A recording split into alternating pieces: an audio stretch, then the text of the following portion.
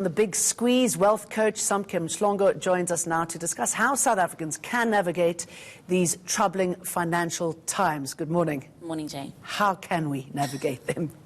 First of all, budgeting is no longer an exercise that is something you do or don't do, but rather something that is necessary if you're going to avoid falling into the pitfalls of taking out additional debt just to fund your day-to-day life. So a quick tip, if you haven't done it already, and a lot of people ask, where do I start when I budget, is the 50-30-20 rule. You know, we just saw how one of the financial experts had to downgrade where she lives so that she can afford her rent, because she probably realizes that 50% of her net income has to go towards meeting all her needs, 30% towards her wants, and then 20% towards savings or debt repayment. So that's a quick place to start, just analyzing your bank statements and seeing what the mix of your spend is currently and adjusting it. The problem, what you're seeing at the moment, is that so many people are spending their salary before within the first 5 days, according to a recent report. How do you then overcome that? I mean, something obviously is going horribly wrong there.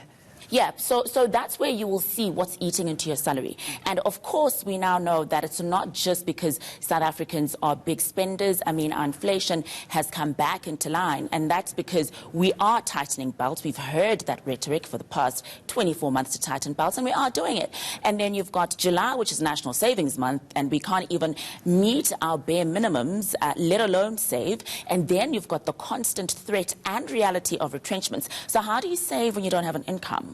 How do you save when you've got the additional burden of extended family members or even your spouse needing to now depend on your salary because they've lost their job? And this is a reality I'm seeing with a lot of my clients. And I should imagine it leads to panic, and you can't often think clearly when you're in that sort of mind frame, can you?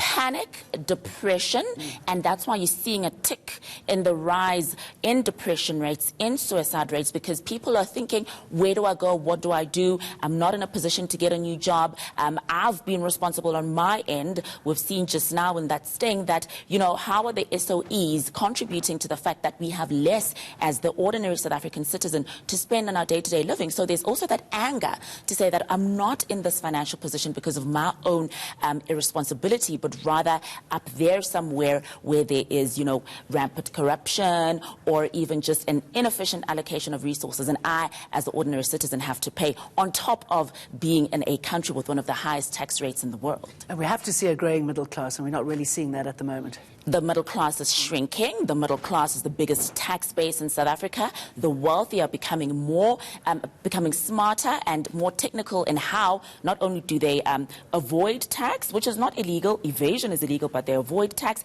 They're taking their monies offshore at an alarming rate. We saw a report last week, yes, a lot more inquiries for people that wanted to leave the country and gain citizenship through investments, because with the minimum amount in some countries you get automatic citizenship. So who is left? The poor, which constitutes a bigger burden on the state, which is already running at a deficit, a shrinking middle class, and the wealthy who are simply just taking their money offshore. Okay, if you do have that 20% in savings, where should you put it? What should you do with it? Or should you stick to what you know, which is possibly just a bank account? Avoid the get-rich-quick schemes, and that's why, again, you're seeing a rise in all these multi-level marketing schemes now, because people are looking for growth, whereas the banking savings products are wealth preservation as opposed to wealth growth. So I would say side hustle, side hustle, side hustle. I cannot preach this enough. You know, just a simple small business, catering, eventing, can give you a return of about 25% per annum, whereas if you put your money in the bank, you're looking at inflation if you're lucky. So I would say whatever additional cash you have,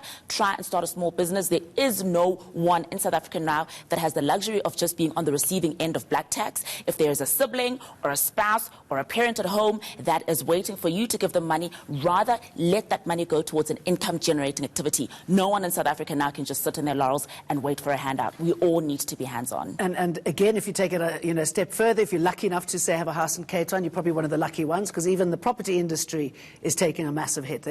It's waiting.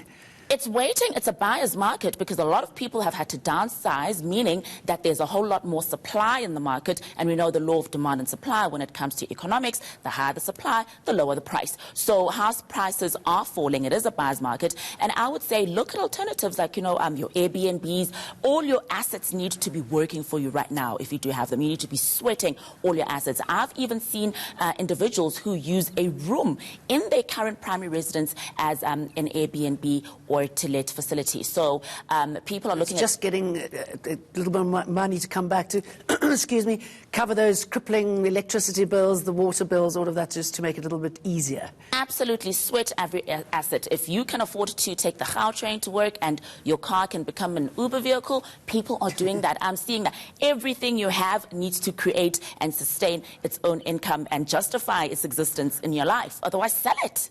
And as you say, budget, budget, budget. Samke Mhlongo, thank you very much. The special focus on the personal finance and economic growth in the country continues on the ENCA throughout the day.